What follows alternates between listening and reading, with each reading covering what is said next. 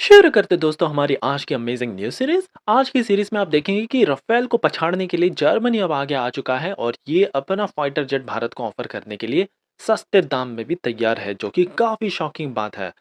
टाटा ने, आपको बता दें, एक जर्मन कंपनी है, इसके इंटेलेक्चुअल प्रॉपर्टी राइट्स खरीद लिए हैं। ग्रॉप B180 एयरक्राफ्ट इसका नाम है। और अब एक डिबेट छिड़ चुकी है कि क्या हमको अमेरिका से प्रेडेटर ड्रोन खरीदना चाहिए या फिर अब टाटा के पास ये प्लेटफॉर्म है तो हमको हमारा एक काफ़ी एडवांस ड्रोन बनाना चाहिए। आगे हम आपको इस वीडियो में और बताएंगे। भारत ने ऑफर किया है अल्जीरिया को कि हम दोनों मिलकर पार्टनरशिप करेंगे और अल्जीरिया में एक लोकल मैन्युफैक्चरिंग खोलेंगे फॉर स्मॉल आर्म्स एंड अम्यूनिशंस, जो कि अफ्रीका के लिए गेम चेंजर साबित हो सकती है। जनरल इलेक्ट्रिक के इंजन्स फाइनली इतने भारी भरकम डिले के बाद साउथ कोरिया की तरफ से ये लग रहा है कि अगले साल मार्च में पूरी तरह से स्टेबलाइज हो जाएंगे। और अमेरिकन कंपनी की तरफ से ये हाल ही में कंफर्मेशन निकल कर आई है और फाइनली देखेंगे कि कैसे अमेरिका ने भारत की 4 कंपनी को फिलहाल पूरी तरह से सैंक्शन कर दिया, लेकिन भारत को इससे कोई फर्क नहीं पड़ा है। सो काफ़ी इंटरेस्टिंग आज की सीरीज होगी, इसलिए प्लीज़ आप एंड तक देखिएगा। साथ ही में अगर आप चैनल पर नए हैं तो प्लीज़ हमको सब्सक्राइब करना भी मत भूलिएगा, क्योंकि आप तक ऐसी अमेजिंग खबरें हम हर दिन लेकर आते हैं। सो बढ़ते पहली खबर की तरफ से, जो आ रही है जर्मनी की तरफ से। रिसेंटली भारत जो 114 फाइटर जेट्स का टेंडर फ्लोट किया है हमने, MRFA, जो कि मल्टी रोल फाइटर एयरक्राफ्ट का टेंडर है, इसमें जर्मनी अपना यूरो फाइटर टाइफून इसको काफ़ी पुश कर रहा है।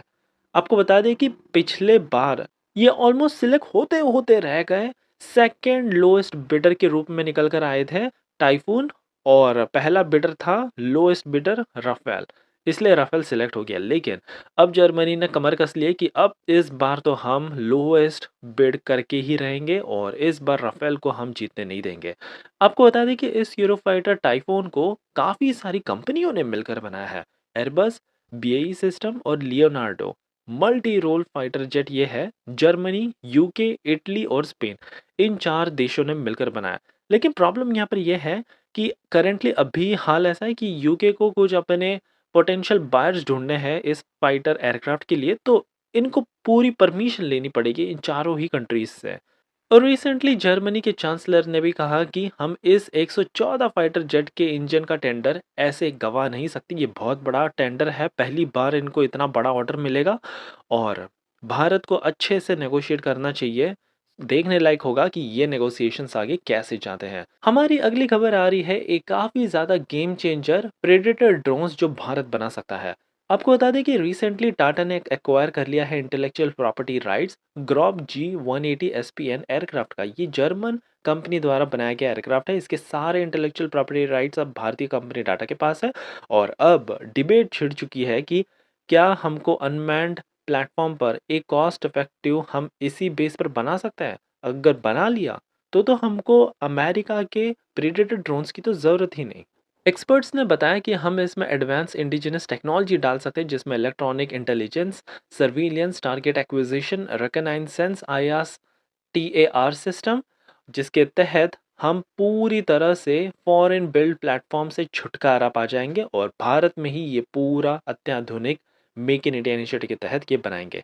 आगे एक्सपर्ट्स ने ये भी बताया कि आगे चलकर अगर हमको चाहिए तो हम हमारी मिसाइल्स इसमें फिट कर सकते हैं, ब्रह्मोस से लेके कई तमाम long range anti ship missiles.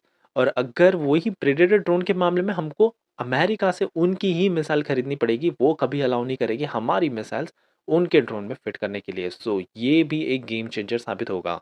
सो अब देखने लायक होगा कि क्या भारत इस ग्रॉप G180 को पूरी तरह से रीडेवलप करके एक देसी वर्जन ऑफ प्रेडेटर ड्रोन बनाता है। ये तो आने वाला वक्त ही बताएगा। हमारी अगली खबर आ रही है अल्जीरिया की तरफ से। इस अफ्रीकन कंट्री को भारत ने अब एक बहुत बड़ा ऑफर दिया है। लोकल मैन्युफैक्चरिंग करेंगे हम आपके यहाँ पे for small arms and ammunitions, यह भारत के चीफ डिफेंस स्टाफ ने हाल ही में कहा है। बताया जा रहा है कि इस नॉर्थ अफ्रीका की जो लोकेशन है, सबसे पहले तो ये काफ़ी ज़्यादा क्रिटिकल है। अगर भारत यहाँ पर एक फैक्ट्री इस्टेब्लिश कर दे तो अफ्रीका के कई तमाम देशों तक भारत अपने मेड इन इंडिया वेपन्स को बेच सकता है।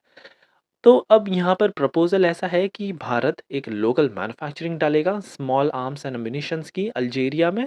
इकोनॉमी ऑफ स्केल के चलते इसे काफ़ी हद तक सस्ता बना दिया जाएगा और टेक्नोलॉजी ट्रांसफ़र भी कर दिया जाएगा जिससे अल्जीरिया में स्किल्ड जॉब्स निकल कर आए। और इन कंट्रीज़ को, ये जो छोटी-छोटी कंट्रीज़ है, इनको भारतीय कंपनी द्वारा बनाए गए in small arms and ammunitions की रिक्वायरमेंट इसलिए इतनी ज़्यादा है क्योंकि भारत ने तो मास्टरी हासिल कर ली है in developing reliable, cost effective small arms, और पूरी तरह से हमने टेलर कर दिया है फॉर ऑपरेशनल रिक्वायरमेंट्स, जिसके चलते ये चीन के हथियारों को बिल्कुल नहीं प्रोक्योर करना चाहेंगे बिकॉज़ हमारे हथियार बहुत ही ज़्यादा ड्यूरेबल, एडैप्टेबिलिटी और लो कॉस्ट प्रोडक्शन के आते हैं। ये एक गेम चेंजर साबित होगा और आने वाले समय में इससे भारत एक ग्लोबल मैन्युफैक्चरिंग हब के रूप में भी उभर कर आएगा। हमारी अगली खबर आ रही है काफ़ी बड़ी खुशखबरी। फाइनली अमेरिकन कंपनी जीई, जो बार-बार इश्यूज़ क्रिएट कर रहा था इंजन सप्लाई के मामले में, एक के बाद एक ये बहाना लेकर आ रहे थे। फाइनली बताया जा रहा है कि अगले साल मार्च 2025 तक ये पूरी तरह से सॉल्व हो जाएगा। मिली जानकारी के मुताबिक बताया जा रहा है कि एक साउथ कोरियन डिफेंस फर्म थी जो कि की सप्लायर था ऑफ पार्ट्स एंड कंपोनेंट्स का, ये बैंकरप्सी इन्होंने फाइल कर दिया जिसके चलते इतना ज़्यादा डिले हमको फेस करना पड़ा। बट फाइनली अब यहाँ पर अगले साल से हमको ये सारे इंजन्स मिलना स्टार्ट हो जाएंगे और दावा किया जा रहा है कि तेज़ी से भारत में भी इसका रैंप अप प्रोडक्शन किया जाएगा। 83 जेट्स 2028 के डेडलाइन तक पूरी तरह से डिलीवर कर दिए जाएंगे। हमारी अगली खबर भी फिर से बहुत बड़ी जीत है। एल&टी और डीआरडीओ द्वारा बनाया गया देश का सबसे लाइटेस्ट जोरावर लाइटवेट टैंक में, वैसे तो नेटो कंट्री द्वारा डेवलप की गई 105 की गन का यूज़ किया जा रहा था, लेकिन अब यहाँ पर भारत की डिफेंस लैब एआरडीई, इन्होंने एक काफ़ी ज़्यादा हाई प्रेशर वाला 105 बैरल तैयार करके दिखा दिया है और अब तो ये पूरी तरह से गेम चेंजर साबित होगा। आगे एक्सपर्ट्स की टीम ने बताया कि अब इसके इंटरनल ट्रायल्स हम करेंगे after it's fabrication and delivery. Successful trial runs के बाद हम इसको हमारे first light tank prototype Zorawar में लगाकर इसकी अच्छी खासी टेस्टिंग करेंगे और फाइनली इसको मास स्केल प्रोडक्शन में डाल दिया जाएगा। बताया जा रहा है कि ये जो 105 की गन हमने बनाई है ये बहुत ज़्यादा लाइट वेट निकली, अजाइल है और वर्सटाइल है फॉर आर्मर्ड व्हीकल्स, और इससे नेटो कंट्रीज से हमें बिल्कुल डील नहीं करना पड़ेगा। भारत ने एक रॉबस्ट प्लान तैयार कर लिया है, कॉम्बैट इफेक्टिवनेस प्लेटफॉर्म, जिसके तहत हम डिफिकल्ट टेरेन्स में इजीली जा सकते हैं और चीन के लिए अब ये चिंता की घड़ी बन चुकी है। अगली खबर की तरफ बढ़ते हैं तो अमेरिका ने तो 4 भारतीय कंपनियों पर सैंक्शन लगा दिए। बताया जा रहा है कि रशिया वॉर में ये 4 भारतीय कंपनीज का कंट्रीब्यूशन था, जिनमें से पहली कंपनी है Ascent aviation India private limited. America का दावा था है कि ये 2 लाख डॉलर के worth of common high priority list के आइटम्स और जो भी यूएस ओरिजिन के थे, ये कंपोनेंट्स ये रशिया को सप्लाई करने में लगे हुए थे। Same goes for Mask Trans, TSMD global private limited और फुटेरवो पर तो इन्होंने बहुत बड़ा आरोप लगाया कि 1.4 मिलियन डॉलर का ये लगभग तस्करी सा ही कर रहे हैं। वैसे ये पहली बार नहीं है, हमारी एक और कंपनी है जिसका नाम है SI2 माइक्रो सिस्टम।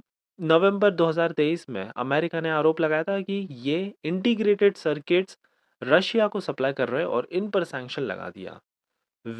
अब भारत को ही रास्ता निकालना पड़ेगा इन सारे सैंक्शन से डील करने के लिए और देखने लायक होगा कि भारतीय सरकार का इस पर क्या जवाब होता है। ये थी हमारी आज की धमाकेदार न्यूज़ सीरीज। आई होप कि आपको ये सीरीज पसंद आई हो, और अगर हाँ तो प्लीज़ एज यूजुअल हमको एक लाइक करके एक छोटा सा सपोर्ट दिखाना भी मत भूलिएगा।